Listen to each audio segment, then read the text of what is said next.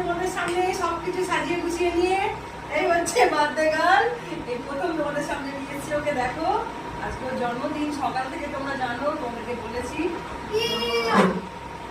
এই ওর সামনে সবকিছু সাজিয়ে দিয়েছি।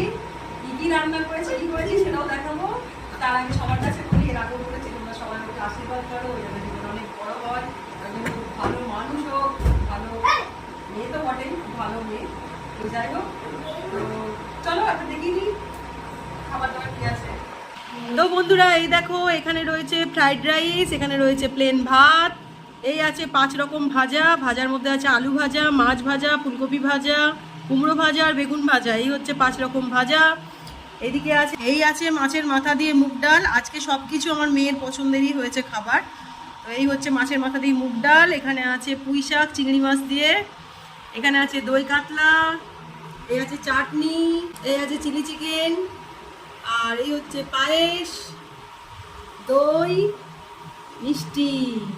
তো বন্ধুরা এই হচ্ছে আজকে আমার ছোট্ট আয়োজন। কেমন লাগলো তোমাদের জানিও।